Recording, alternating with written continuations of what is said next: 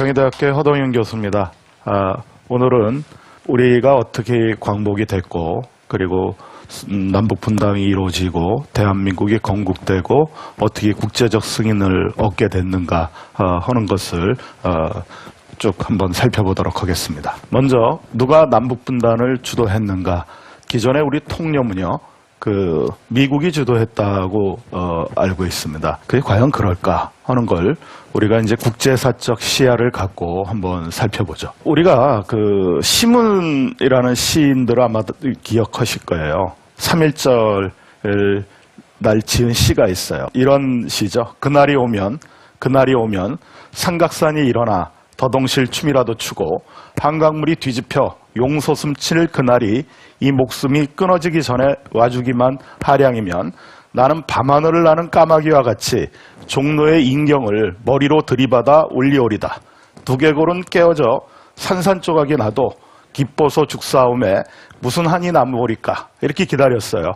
근데 이게 갑자기 왔어요. 도둑처럼. 김구 선생님이 광복이 온 거를 알고서 기뻐할 수가 없었죠.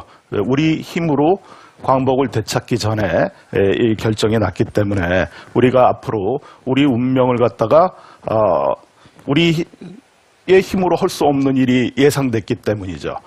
자, 광복되기 전에 상황을 다시 한번 살펴보겠습니다. 1941년 12월 7일 날 일본이 미국을 상대로 전쟁을 도발합니다. 일요일 아침, 그러니까 다 휴가 가고 쉬고 있는 새벽에 진주막 북박에 6척의 항공모함이 숨어들었어요. 돌격을 일본 말로 했을 때 이렇게 시작이 됩니다. 그래서 이런 암호명을 일제히 해가지고서는 진주만을 불바다로 만듭니다. 일본의 전략은 이 태평양 함대를 수장시키고 그 기간 내에 이 동아시아 일대를 다 장악한 다음에 미국과 휴전을 하겠다라는 이 생각을 한 거예요. 일본이 이 진주만 공격을 한 거는 사실은 자충수예요. 잠자는 공룡의 꼬리를 밟은 거예요. 그래서 미국이 깨어나서 이제는 영광스러운 고립이니 중립이니 이런 얘기를 갖다가 할 수가 없게 된 거예요. 직접 이제 미국과 일본이 맞붙게 되는 상황이 전개된 게 저희에게는 독립의 서광이 비치게 되는 그 해가 되는 거죠. 미국은 일본이 자기들을 치리라고 생각을 못했어요. 근데 그거를 진주만이 기습되기 10달 전에 이미 예견한 사람이 있었습니다. 그러니까 이승만의 일본 내막기, 재팬 인사이드 아웃이라는 건데 이 책이 이 진주만 공격이 있고 난 다음에 갑자기 베스트셀러가 됐어요. 그때 거기서 뭐라고 얘기를 했냐면 당신네들은 아직도 산불이 먼 곳의 일이라 생각하느냐? 이래도 아직 한국인, 만주인, 중국인들에게 일제와의 싸움은 우리 아니다라고 말할 수 있겠느냐? 이런 얘기가 한 게 현실이 된 거예요. 그래서 6개월 만에 전세가 뒤집어집니다. 미드웨이 해전이라는 게 이제 일어나서 제로센이 굉장히 뛰어난 성능을 가진 전투기였어요. 근데 미국이 미드웨이 해전에서 일본 해군을 갖다가 거의 섬멸시키다시피 하는 그 정가를 올립니다. 그때서부터는 전세가 역전되는 거예요. 그래서 태평양의 섬들이 하나하나 함락돼 가기 시작을 했어요. 근데 일제는 전쟁의 광기를 거두려 하지 않았습니다. 그러니까 미국의 입장에서는 이제 태평양에서부터 발진한 B-29가 가가지고 동경, 오사카 같은 대도시를 융단 폭격이라는 게 있습니다. 그러니까 융단을 짜듯이 폭탄의 비가 쏟아지는 게 이제 융단 폭격이에요. 지금 이 사진을 보시면은요, 집도 사람도 모두 잿더미가 되는 그러한 소위탄이라는 게 있어요. 불을 다 태워버리는 거예요. 그래서 10만 명이 넘는 목숨들이 이 잿더미가 돼버렸어요. 근데도 전쟁의 광기를 거두려 하지 않았어요. 원자 폭탄 떨어져서 7만 명이 죽거든요. 나가사키 같은데 그보다 많은 수의 사람이 죽었음에도 절대로 항복을 안 하겠다. 자, 근데 1945년 7월 17일 날 우리가 잘 알고 있고 많이 들었던 포스탐 회담이 열렸어요. 근데 이 회담 열리기 하루 전에 미국이 세계 최초의 공포의 신무기를 갖게 됩니다. 원자폭탄이 성공을 했어요. 여태까지는 미국이 갖고 있던 전략이 소련이 좀 빨리 참전해서 이렇게 극악스럽게 저항하는, 그러니까 태평양 섬 하나하나 함락시키는데 미군이 너무 많이 죽는 거예요. 그러니까 이걸 하려면은 좀 힘을 좀 덜어야 될 텐데, 그러려면 소련이 참전해야 된단 말이죠. 소련에 참전을 요청했는데 그 독일군하고 싸우느라고 너무 많이 소련이 비패해져서 이 아시아 전선에 투입되는 거는 얄타 회담 때 뭐라 그랬냐면은 8월경이나 48년 8월이나 돼야지 참전할 수 있을 것 같다 그랬어요. 근데 참전하게 되면 나눠 먹어야죠, 이 전리품을. 근데 이제 원자폭탄을 쥐게 됐단 말이죠. 그러니까 미국의 전략이 바뀐 거예요. 이젠 과공할 무기가 있으니까 소련 참전 필요 없다라는 생각이 든 거예요. 그래서 소련이 참전하기 전에 전쟁을 끝내야지만 동아시아 지역에서 미국이 판도를 장악할 수 있는 거잖아요. 그러니까 핵무기를 쥐고 나서는 전략을 바꿔요. 우리는 오랜 실험 끝에 어떤 무기보다 파괴력이 큰 신무기를 만들었고 일본이 즉시 항복하지 않으면 사용할 것이다 하고 트루만 대통령이 스탈린에게 통보를 합니다. 무조건 항복을 일본에 요구했는데 일본은 천황제는 무슨 일이 있더라도 지켜야 되겠다고 생각을 했어요. 이렇게 무조건 항복을 거부하니까 7월 29일 날 최후 통첩을 해요. 그래서 원폭이 투하됩니다. 이때 34만 명의 전체 히로시마 인구 중에서 7만 명이 즉사를 해요. 그리고 13만 명이 피폭자가 돼서 후손들까지 고통을 받고 있잖아요. 근데 항복 안 하다가 하나 더 떨어진 다음에 이제 항복을 합니다. 그래서 8월 15일 히로히토 일본 천황은 연합국에 무조건 항복 의사를 밝히는 방송을 하고요. 일제 식민 통치 36년은 그렇게 종언을 권합니다. 자, 9월 2일 날 미주리오 함상에서 항복을 갖다가 공식으로 조인을 합니다. 그래서 우리 광복의 기쁨을 누리는 서대문 형무소에서 풀려난 독립운동 투사들의 모습, 만세 부르고 뒤에 있는 모습들이에요. 이때 홍명이라는 시인이 있었습니다. 어떻게 그 감격을 표현했냐면 아이도 뛰며 만세, 어른도 뛰며 만세, 개 짖는 소리, 닭 우는 소리까지 만세 만세로 들릴 정도로 기쁘다라고 생각을 했어요. 산천도 빛이 나고 해까지도 새빛이 난 듯 유난히 명랑하다. 근데 이런 광복의 기쁨은 오래가지 못했습니다. 일제가 죗값을 대신해서 분단이 돼야 되는데 일제가 대신 우리가 일제의 죗값을 우리가 치렀어요. 우리가 남북으로 분단되고 많은 이러한 비극이 벌어집니다. 그래서 우리에게 광복은 달콤하다기보다는 스티슨에 다가왔어요. 자, 38선이라고 미군 병사가 제건 글씨를 쓰고 있죠. 종래 길, 사람들이 왔다 갔다 하던 길 한복판이에요. 오고 가지 못하게 되는 거예요. 이런 일이 갑자기 벌어졌어요. 누가 그었을까요?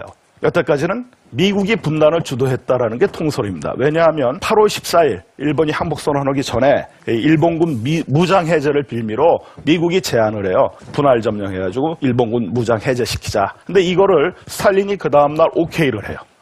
미국은 한번 해본 거예요. 왜냐? 오키나와에서 1000km 떨어진 데 있었어요. 오키나와 쪽. 그러니까 한반도에서 오키나와에 있었으니까. 소련은 나가사키에 원폭 떨어진 다음날 두만강을 건너옵니다. 그러니까 소련이 마음만 먹었으면은 미군은 9월 18일인가 한국에 들어오거든요. 전역을 다 장악할 수 있었어요. 근데 왜 미국의 제안 38선으로 해가지고 일본군 무장 해제시키는 걸 받아들였을까요? 이게 의문인 거예요. 그 이유는요, 우리가 더없이 소중하죠. 근데 소련이나 미국이나 이런 강대국의 입장에서 이 동아시아 지역을 전체로 놓고 봤을 때 한국이 어떻게 보였을까요? 그때 당시. 자, 그때 38도선 이남하고 바꾸고 싶었던 게 뭐냐면 소련에서는 스탈린이 홋카이도의 반쪽, 그래야지 사할린하고 홋카이도 사이의 해협을 미국의 감시를 안 받고 나올 수가 있어요. 그러니까 그거를 얻어내려고 미국이 38선으로 나눠서 일본군 무장해제 하자는 얘기를 받아들인 거예요. 그러나 스탈린이 한 그 기대, 이 홋카이도 위에 북반부를 얻고 남쪽을 이쪽에 주겠다 하는 그러한 기대를 물거품이 돼버린 게 며칠 안 지나서요. 그러니까 우리가 한반도 문제에 관해서는 역사책에서 배울 때 얄타 회담, 모스크바 삼상회의, 카이로 선언, 포스탐 이런 것들을 잘 알고 있죠. 교과서에서도 가르쳐요. 근데 안 가르치는 게 하나 있어요. 런던 외상회의는 한 번도 들어보지 못하셨을 거예요. 거기는 한반도 문제가 얘기가 안 나와요. 근데 그게 우리 역사에 이 민족의 비극인 남북분단을 고정화시키는데 가장 큰 영향을 준 사건이 런던 외상회의였다는 거예요. 왜냐? 9월 12일, 그러니까 8월 15일 날 일본이 항복을 했죠. 9월 12일서부터 한 달여에 걸쳐서 이 런던에서 외상회의들, 그러니까 이긴 나라들 있죠. 이긴, 전쟁에서 2차 대전에서 이긴 외무부 장관들이 모여가지고 어떻게 이제 세계를 처리할 건가. 아주 적확하게 말하면 전리품을 어떻게 가를까. 이걸 놓고 얘기하는 거예요. 소련은요, 육군국이에요. 예전에 영국이 바다를 지배했고, 러시아가 이 대륙을 지배했단 말이죠. 이 2차 대전에 이제 소련이 이겼잖아요. 그러니까 그 전리품으로 뭘 달라 그랬냐면 리비아에 트리폴리나니아라는 데가 있어요. 트리폴리 집권 그러니까 그 항구를 소련의 상선들이 이용할 수 있게끔 조차해 달라 그랬어요. 근데 상선이 이용하는 게 아니죠. 그게 이제 그렇게 되면 소련 군함들이 거의 기지가 되는 거잖아요. 그렇게 되면 누가 위태롭게 느끼냐면 영국이에요. 미국도 그렇지만 지중해의 채해권이 위태로워지는 거예요. 들어줄 리가 없죠. 그리고 태평양 쪽으로 뻗어나오면 누가 위태로워요? 미국이죠. 일본이나. 그러니까 홋카이도 북쪽을 통치권을 줄 리가 없는 거예요. 그러니까 동서독을 나눴죠. 여기에선 일본을 반쪽으로 나누자는 게 아니라 홋카이도라는 그 추운 섬, 그것도 북쪽. 그거 달래는데 그 한반도 남쪽하고 교환하자는 얘기였는데 안 준 거예요. 이제는 협조 관계가 아니라, 그러니까 연합군으로서 일본과 독일과 맞서 싸웠단 말이에요. 그때는 연합군이고 같은 편이었어요. 이제는 서로 적대시하기 시작해요. 그러면서 소련의 이 동아시아 정책이 바뀌어요. 그중에 9월 20일 날, 그러니까 9월 12일 날 런던 외상회의가 있었죠. 거기서 요구하는 게 거절됐죠. 9월 20일 날 소련이 북한에 무슨 지령을 내리냐면 부르조아 민주주의 정권을 수립하라. 그러니까 종래에는 이승만이 정읍선언을 해가지고 단독정부, 남한의 단독정부를 세우겠다라는 선언이 정읍선언이거든요. 분단의 책임이 이승만에 있고 미국에 있다고 봤어요. 근데 이 냉전이 붕괴되면서 소련의 문서고에 있던 새로운 문서들이 쏟아져 내려온 거예요. 철의 장막이 거치면서. 그런데 그거에 의하니까 9월 20일 날 이미 정부를 수립하는 지령이 내려갔어요. 그리고 이 팔로군 있죠. 그러니까 모택동의 군대가 만주 쪽에 있었어요. 그때 중국은요, 연합국의 순정국 중에 하나예요. 국민당군, 장개석의 군대. 이 일본군하고 싸웠으니까. 근데 이 미국이 장개석 군대를 훈련시켜줬어요. 근데 이 장개석 군대의 주력이 어디 있었냐면요, 운남 쪽에 있었어요. 운남에서 만주까지 오려면요, 길이 제대로 안 뚫렸기 때문에 몇 달 걸려야 돼요. 근데 이 소련이 처음에는요, 장개석 군대, 국민당 정부가 훨씬 강력하고 훈련도 잘 돼 있고, 그러니까 모택동한테 연합전선을 펴라 그랬어요. 근데 이렇게 되니까 그 트리폴리랑 안 줬잖아요. 그러니까 내전을 일으키라고 지시를 해요. 자, 이게 하얼빈, 만주를 점령한 소련군 모습입니다. 이때 관동군이 다 항복을 갖다가 한 무기들 있죠? 그거를 다 팔로군한테 넘겨주고 무장 지원을 해주고 이제 국공내전이 터진 거예요. 그게 언제냐 하면 46년 4월이에요. 처음에는요, 팔로군이 이겼어요. 왜냐하면 그 중국군, 중국 국민당군의 주력은 운남에 있었단 말이에요. 근데 미군이 수송기로 이송을 해줬어요. 이게 길이 없으니까. 그래가지고 이 미군의 지원과 훈련을 받은 군대하고 붙으니까 팔로군은 기본적으로 농민군이 주력이에요. 상대가 안 된 거예요. 그래서 처음에 졌어요. 쫓겨간 거예요. 그래서 하얼빈 북쪽으로 쫓겨가고 대부분의 주력은 어디로 왔느냐? 북한으로 넘어옵니다. 그때 북한은 팔로군의, 그러니까 그 중국 공산군의 후방기지가 되고 보급기지가 되고 중국 내전 때 그러한 병창기지 역할까지 한 거예요. 거기서 훈련받고 재교육받고 해가지고 다시 밀고 올라갔어요. 근데 중국 국민당군이 부패해가지고 그걸 상대가 못 된 거예요. 그래서 쫓겨가기 시작한 거예요. 자, 이렇게 되니까 어떻게 되겠어요? 중국 대륙 자체가 공산화되기 시작한 거예요. 그래가지고 미국의 입장에서 보면 한국은 중국에 딸려 있는 것으로 보여요. 그것도 반으로 나뉘어져 있죠, 지금. 그러니까 한국을 지키려면 그 소련, 중국, 북한하고 싸워야 되는 거예요. 그죠? 그러니까 이걸 어떻게 할까? 현상을 유지하고 싶은데 그러니까 그걸 관망정책이라 그래요. 우리가 역사를 배우는 이유는 오늘 우리가 살 길을 찾기 위해서 거기에 교훈을 얻기 위해서예요. 우리는 홋카이도 반쪽 위에 그거하고 교환될 정도의 가치밖에 남들에게 안 보였다라는 거예요. 그러니까 미소 두 나라가 바둑을 두고 있다고 보세요. 바둑을 두다 보면 대마를 잡기 위해서 버리는 돌이 있어요. 사석. 그게 우리가 아니었는가 하는 생각이 든단 말이죠. 자, 그러면 우리가 남북으로 나뉘어서 그러니까 남북 협상만 잘 됐으면 남북이 서로 통일하자고 합의만 했으면 혹시 그때 우리가 분단되지 않고 통일이 될 수 있지 않았을까 하는 가정이 있을 수 있겠죠. 그랬을까? 이승만하고 김구 이 두 민족 지도자가 귀국한 거는요. 광복이 된 이후에도 한참 뒤에요. 이승만 개인 자격으로 사정하다시피 해가지고 들어왔어요. 10월 16일에. 김구와 임시정부 개인 자격으로 1, 2진으로 나눠서 귀국한 게 임시정부를 인정을 안 해주니까 그게 11월 23일이에요. 근데 이 두 분이 귀국하기 전에 아까 말씀드렸지 9월 20일 날 이미 정부 수립하라고 지시가 내려갔죠. 이듬해 46년 3월인가 4월에 북조선 임시인민위원회가 수립돼요. 그 정부와 마찬가지예요. 자, 이승만하고 김구 선생님이요. 그때 같은 길을 걸었어요. 이승만 대통령이 먼저, 그때는 뭐 대통령 아니죠. 귀국을 했고, 김구 선생님이 뒤늦게 귀국을 했잖아요. 그때 당시 우리나라는 군정 치하에 있었어요. 미 군정 치하에. 그 최고 사령관이 하지 장군이었어요. 인사시키는 장면이에요.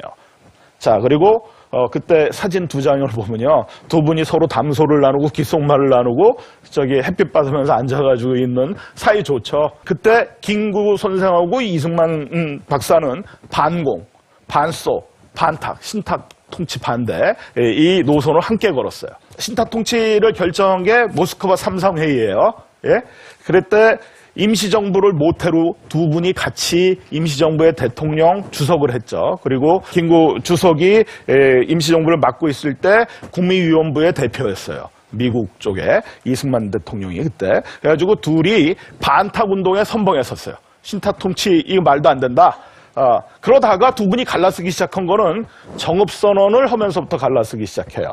1946년 6월 이승만이 이제 정읍에서 남한만이라도 단독 정부를 세워야 된다. 이승만은 그 국제통이었단 말이에요. 그러니까 돌아가는 이 정보나 이런 거를 갖다가 훨씬 많이 알고 있었어요. 그러니까 여기라도 자유와 민주주의를 지키려면 어쩔 수 없이 단독정부를 수립해야 되겠다. 김구 선생은요, 그때 단독정부, 남한만의 단독정부를 세우는 건 안 된다. 우리가 어떻게 됐든 하나가 돼야 된다. 그러니까 김구 선생은 48년 4월 19일 날 평양에서 열리는 남북조선 재정당 사회단체 대표자 연석회의. 거기 참석해서 어떻게든지 분단을 막아보자.